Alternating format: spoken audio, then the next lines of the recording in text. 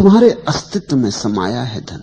खजाना लेकर तुम आए हो, चाबी भी तुम्हारे पास है, लेकिन इस चाबी को तुम कभी भीतर की तरफ लगाते नहीं, बाहर की तरफ लगाते हो। यही आंखें जो बाहर की तरफ भाग रही, दूर दिशाओं में दौड़ी चली जा रही, यही आंखें लौटकर अपने धन को खोज लेती। यही हाथ जो और सारे संसार को पकड़ते फिर रहे हैं, इन्हीं हाथों में छिपी ऊर्जा भीतर की तरफ लौट के परम धन को संभाल लेती। लेकिन कोई रोकता नहीं, फिर भी तुम उसके प्यासे नहीं हो। तुम अभी संसार से थके नहीं हो। तुम्हें लगता है यहां शायद हो, आज नहीं मिला कल मिले।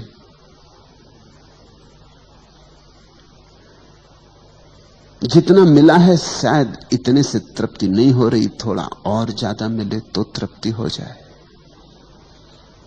10,000 तुम्हारे पास है तो शायद 10 लाख होंगे तो तृप्ति हो जाएगी। 10 लाख होंगे तो मन कहेगा 10 करोड़ हो जाए तो तृप्ति हो जाएगी। और मन के फैलाव का कोई अंत नहीं है। मन आंकड़े बड़े करता चला जाता है। तुम जहां रहोगे वहीं से मन के आंकड़े बाहर और भविष्य की तरफ विस्तीर्ण हो जाएंगे। मन क्षितिज की तरह फैलता चला जाता है। मन कभी भी तुम्हें ऐसा मौका न देगा कि अब आगे नहीं।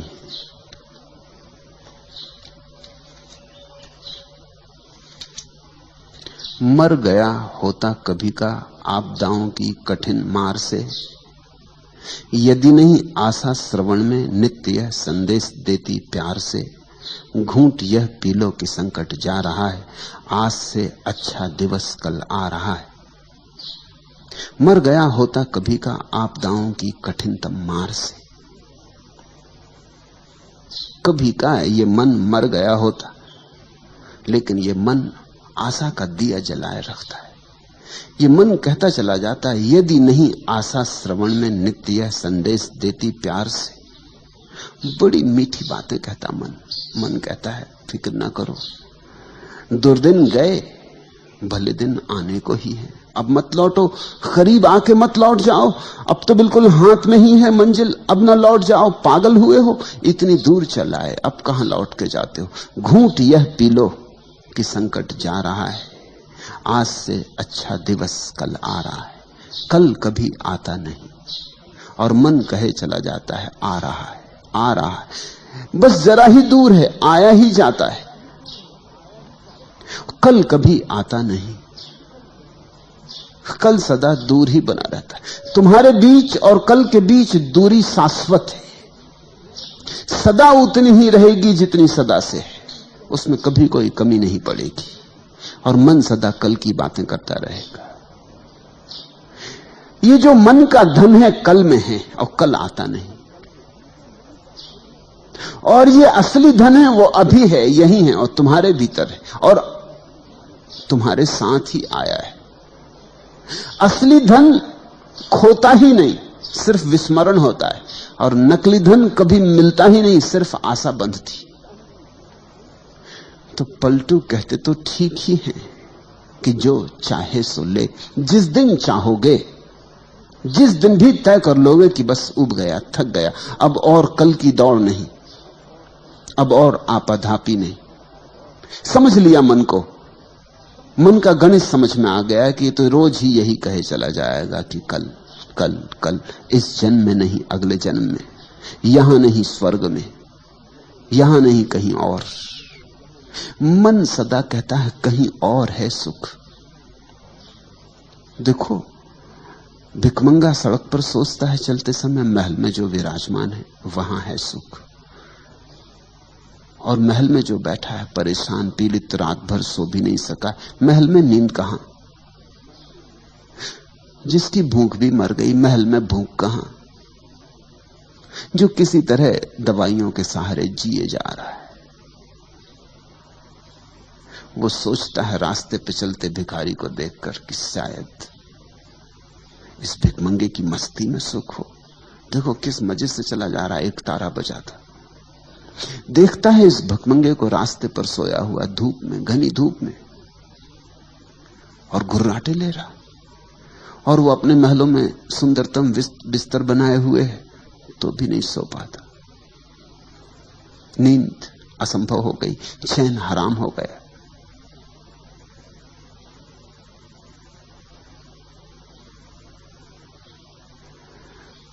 भिखमंगे को देखकर, उसकी चाल को देखकर, उसकी मस्ती को देखकर, उसके निर्द्वंद भाव को देखकर अमीर को लगता है शायद सब छोड़ देने में सुख है। तुम भी ऐसा सोचते हो, इसलिए मैं तुमसे कह रहा हूं सोचना। तुम सदा ऐसा सोचते हो कोई और सुख पा रहा है। शहर में रहने वाला सोचता है गांव में रहने वाले लोग बड़े सुखी। गांव वाले से तो पूछो कभी। गांव वाला लाख कोशिश कर रहा है कि कैसे शहर पहुंच जाए। बंबईया सोचता है कि कैसे गांव पहुंच जाए, गांव वाला सोचता है कैसे बंबईया हो जाए। गांव वाले की एक ही आशा लगी, कभी बंबई पहुंच जाए। और बंबई वाला सोचता रहता है, कविताएं भी पढ़ता है। वो बंबई ही लिखते हैं, वो कविताएं भी बंबई में रहने वाले लोग लिखते हैं, गांव के सौंदर्य की, गांव की प्रकृति की, गांव के निसर्ग की।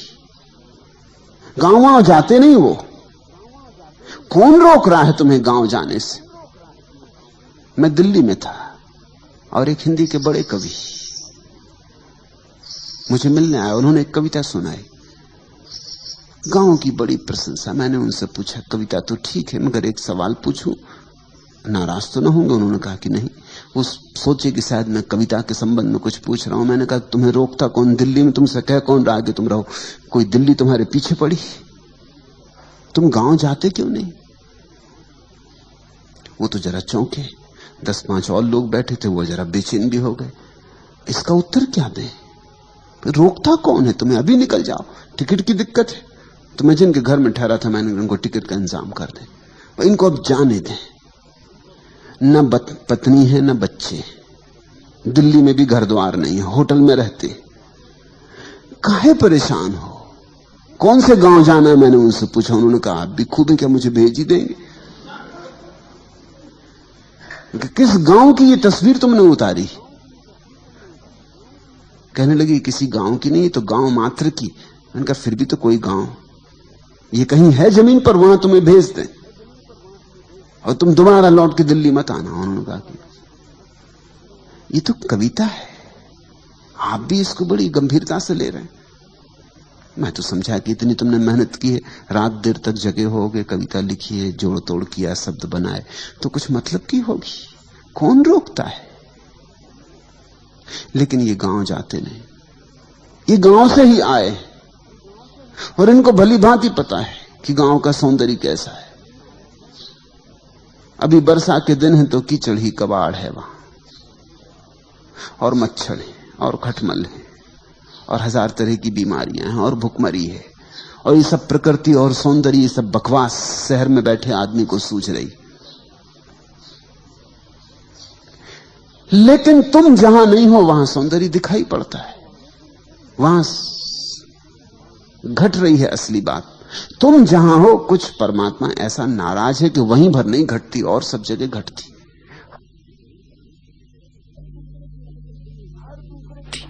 हर दूसरे की शक्ल तुम्हें हंसती हुई मालूम पड़ती, और तुम भी भली भांति जानते हो कि तुम जब घर से निकलते हो तो आईना में देख दाख के चेहरा बना बनू के तुम भी मुस्कुराते निकलते हो, फिर भी तुम्हारी अकल में नहीं आता कि ऐसे ही सब भी मुस्कुराते निकलते हैं घर से।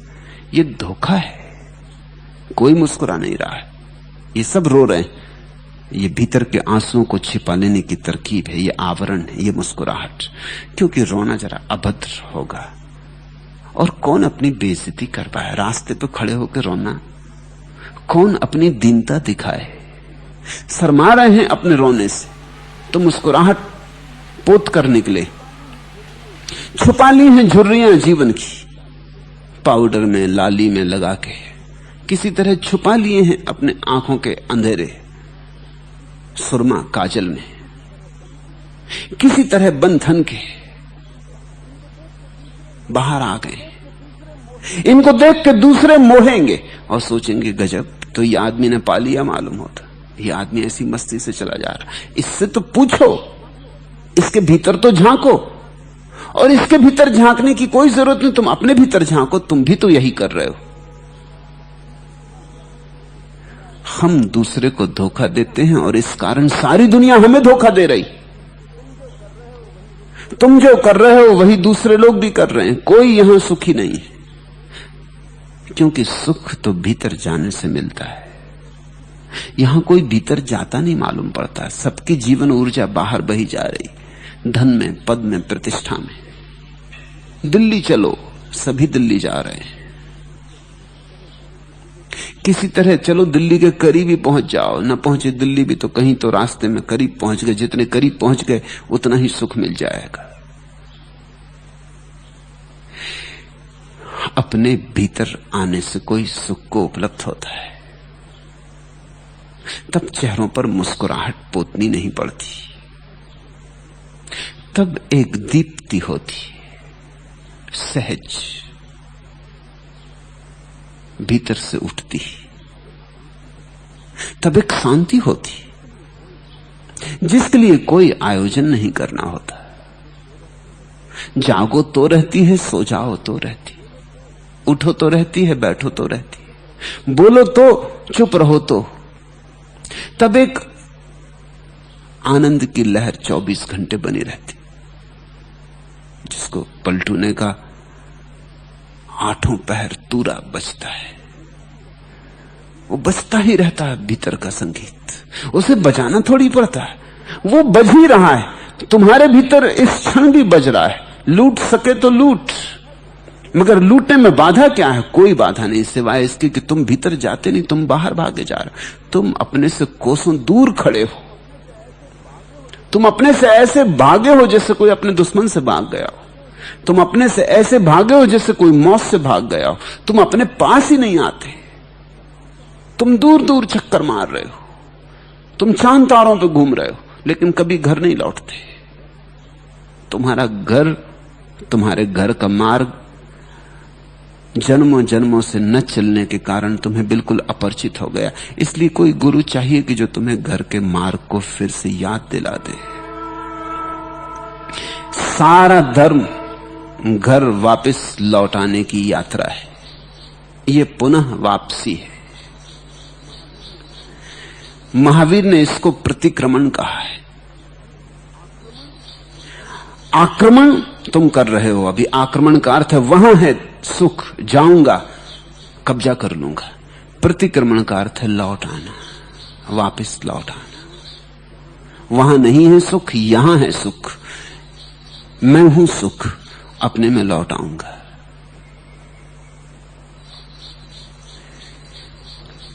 पलटू कहते हैं इतनी ही बर जरूरत है कि तुम चाहो। पर चाह कैसे पैदा हो? चाह तभी पैदा होगी जब तुम अपनी बाहर की चाह की घनीभूत पीड़ा को देखो। तुम क्या कर रहे हो?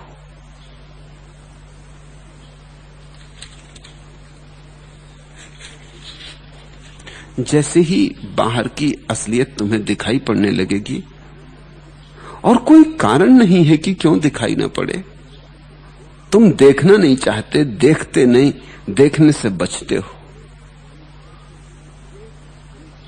प्रत्येक अनिश्चय से कुछ नष्ट होता हूं, प्रत्येक निषेध से कुछ खाली, प्रत्येक नए परिचय के बाद दूना अपरिचित, प्रत्येक इच्छा के बाद नई तरह से पीड़ित। हर अनिर्दिष्ट चरण निर्दिष्ट के समीपतर पड़ता है। हर आसक्ति के बाद मन उदासियों से घिरता है। जागो और जरा देखो, हर अनुरक्ति मुझे कुछ इस तरह बिता जाती है मानो फिर जीने के लिए कोई भविष्य नहीं बचता है। कितनी बार तुमने वे ही सुख जाने जिनको तुम अभी भी चाहने की आकांक्षा से भरे हो, फिर मिला क्या? थोड़ा परखो, थोड़ा कसो। एक स्त्री के, सुंदर स्त्री के प्रेम में पड़ गए थे कि सुंदर पुरुष के प्रेम में पड़ गए, फिर मिल गई सुंदर स्त्री, फिर क्या हुआ? एक बार लौटकर देखो, विश्लेषण करो, फिर हुआ क्या? कहां खो गया सौंदर्य, कहां खो गई सुंदर स्त्री, कहां खो गया प्रेम? हाथ में राख रह गई, अंगार भी तो नहीं। और अब फिर तुम योजना बना रहे हो। मुल्ला नसरुद्दीन की पत्नी मर गई तो उसके एक मित्र ने 3-4 दिन बाद पूछा कि मुल्ला, बहुत दुखी मालूम पड़ते हो। तुम्हारे दुख को देख के तो ऐसा लगता है कि अब तुम दोबारा विवाह नहीं करोगे। मुल्ला ने कहा क्षमा करें, मेरे जीवन भर का अनुभव यह है कि अनुभव पर सदा आशा की विजय हो जाती। अनुभव पर आशा की विजय। मित्र ठीक ही कह रहा था, लेकिन मुल्ला जीवन का एक गहरा अनुभव बता रहा। वो कह रहा अनुभव पे आशा की विजय हो जाती। इस पत्नी के साथ सिवाय दुख के और कुछ भी नहीं जाना। तुम भी जानते, मैं भी जानता, लेकिन पता नहीं किसी दूसरी स्त्री के साथ सुख मिलना बदा हो। अनुभव पर आशा की विजय। और ऐसा भी नहीं है कि एक आध बार ऐसा हुआ हो, हर बार ऐसा हुआ। तुम अनुरक्त थे एक भवन में, एक मकान के खरीद लेने में, फिर तुमने बड़ी मेहनत की, वर्षों श्रम उठाया, धन कमाया, चोरी चपाटी की, बेईमानी की, धोखाधड़ी की, सब जालसाजियां की, किसी तरह उस मकान को पाने में समर्थ हो गए। फिर क्या हुआ? मिला सुख, पहुंचे किसी आनंद में, कोई मग्नता बरसी, कोई फूल खिले, फिर खाली के खाली, फिर राख के राख, फिर सोचने लगे कि कोई दूसरा मकान। ऐसे तुम जीवन के हर अनुभव से गुजरे हो, बहुत बार गुजरे हो, लेकिन तुम अनुभव से सीखते नहीं। अनुभव पर आशा की विजय हो जाती है। अगर अनुभव से सीखो तो तुम्हें दिखाई पड़ेगा। प्रत्येक अनिश्चय से कुछ नष्ट होता हूं, प्रत्येक निषेध से कुछ खाली, प्रत्येक नए परिचय के बाद दूना अपरिचित। तुम अपनी पत्नी से अपरिचित हो गए हो या नहीं, ये मुझे सोचकर कहो। सोचना अपने भीतर। परिचय बनाने चले थे, सोचा था कि विवाह करके इससे परिचित हो जाएंगे, मगर परिचय हुआ। 30-30 साल तक लोग पति पत्नी की तरह रहे हैं और अपरिचित, और जरा भी एक दूसरे को पहचानते नहीं, और जरा भी दोनों के बीच सामंजस्य नहीं उठ सका है, संगीत नहीं उठ सका है, दोनों के सुरताल मिले नहीं। परिचय कहां? जितने दिन साथ रहोगे उतने अपरिचित हो जाते हो। प्रत्येक निषेध से कुछ खाली, प्रत्येक नए परिचय के बाद दूना अपरिचित, प्रत्येक इच्छा के बाद नई तरह से पीड़ित। देखा नहीं कितनी इच्छाएं तुम भर लेते हो, भरते ही नई पीड़ा शुरू हो जाती। इधर पुरानी इच्छा पूरी नहीं हुई कि नई इच्छाओं के अंकुर निकल आते। ये होता ही रहेगा, ये होता ही रहा है। इसी को हम आवागमन का चक्र कहते हैं। इसी को हम कहते हैं 84 करोड़ योनियों में भटकना। हर अनिर्दिष्ट चरण निर्दिष्ट के समीपतर पड़ता है। हर आसक्ति के बाद मन उदासियों से घिरता है। कितने बार प्रेम में पड़े और कितने बार हाथ खाली के खाली रहे। कितनी बार समझा कि हीरा है और जब उठाया तो पत्थर पाया। मगर अब भी जब चमकदार पत्थर दिखाई पड़ेगा फिर तुम हीरे का भ्रम खा लोगे। तुमने भ्रम खाने की जिद ही कर रखी है, तो फिर पलटू का धन तुम्हें दिखाई ना पड़ेगा। तुम्हें जो धन मालूम होता है, जब तक वो तुम्हें कूड़ा करकट ना दिखाई पड़े तब तक पलटू का धन ना दिखाई पड़ेगा। ये दोनों धन एक साथ दिखाई नहीं पड़ सकते। अगर तुम्हें दुनिया में धन दिखाई पड़ रहा है तो आत्मा में धन नहीं दिखाई पड़ेगा। दुनियावी भाषा का धन आत्मा की भाषा के धन से बिल्कुल विपरीत है। और जिस दिन तुम्हें दुनिया में कोई धन ना दिखाई पड़ेगा उस दिन देर नहीं है, फिर एक क्षण में लौटना हो जाता है। तुम्हें भीतर का धन दिखाई पड़ने लगेगा। हर अनुरक्ति मुझे कुछ इस तरह बिता जाती है मानो फिर जीने के लिए कोई भविष्य नहीं बचता है, लेकिन फिर उमग आता है, फिर निर्मित हो जाता है। जरा देर के लिए तुम उदास हो जाते हो, जरा देर के लिए थक जाते हो, रात सो लेते हो, सुबह फिर उमंग से भर जाते हो, फिर दौड़ धूप, फिर संसार, फिर फैलाव, फिर कल्पना के जाल। अगर तुमने जीवन के सारे दुखों को ठीक ठीक देखा तो उनका इकट्ठा परिणाम यह होता है कि संसार दुख है। ये बात जितनी सघन होकर तुम्हारे प्राणों पर खुद जाती है, अंकित हो जाती है, उतनी ही जल्दी पलटू की बात तुम्हें समझ में आ जाएगी। कुछ इस कदर है गमे जिंदगी से दिल मानूस, खिजा गई तो बहारों में भी जी नहीं लगता। अगर सच में तुम जिंदगी के दुखों को समझ लो, कुछ इस कदर है गमे जिंदगी से दिल मानूस। अगर तुम्हारा दिल जीवन के सारे दुखों से इस भांति जागरूक हो जाए, देख ले, ठीक ठीक देख ले, पहचान ले, सब पर्दे उघाड़ के पहचान ले कि कहीं कोई सुख नहीं है। कुछ इस कदर है गमे जिंदगी से दिल मानूस, खिजा गई तो बहारों में भी जी नहीं लगता। फिर तो पतझड़ चले जाने की तो बात ही छोड़ो, जब बहार भी आ जाएगी तो भी जी नहीं लगेगा। अभी तो तुम्हें जहां कोई सुख नहीं है वहां भी सुख मालूम होता है। अभी तो दुख में भी सुख का भ्रम होता है। फिर असली सुख भी सामने खड़ा हो जाए संसार का तो भी तुम्हें दुख दिखाई देगा, क्योंकि अब तुम जानते हो ये सब धोखे हैं। संसार ने बहुत बार धोखा दिया है। ये भ्रामक जाल है, ये मृग मरीचिका है। ऐसा तुम्हें दिखाई पड़े और कोई कारण नहीं कि क्यों दिखाई ना पड़े। अगर तुम देखना चाहो तो अभी दिखाई पड़े, यहीं दिखाई पड़े।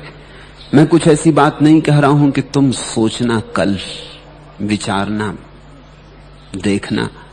तुम जिए हो, काफी जी लिए हो, सब अनुभव दोहर चुके हैं। अनुभव कितने थोड़े हैं, जरा सोचो तो।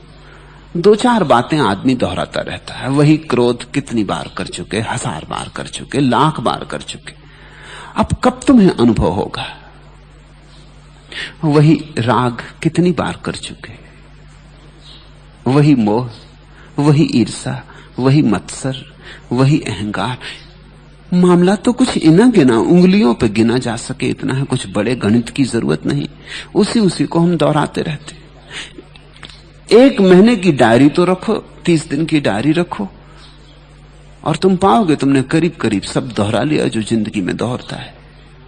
दुखी हुए, नाराज हुए, परेशान हुए, पीड़ित हुए, अपमानित हुए, दंभ घिरा, मोह पकड़ा, राग में पड़े, सब हो गया। 1 महीने में सब दोहर जाएगा।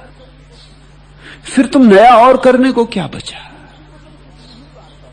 फिर इसी को तुम कितनी ही बार दोहराते रहो। फिर तुम ग्रामोफोन के टूटे हुए रिकॉर्ड हो जाओगे। फिर वही लकीर दोहरती रहेगी, दोहरती रहेगी। पुनरुक्ति है जीवन। इसलिए तो हमने चाक से उसकी उपमा दी है। इस देश ने जीवन को अगर चक्का कहा है, चक्र कहा है, तो इसीलिए कि चाक घूमता रहता। पुनरुक्ति है, वही, फिर वही, फिर वही। नया क्या है?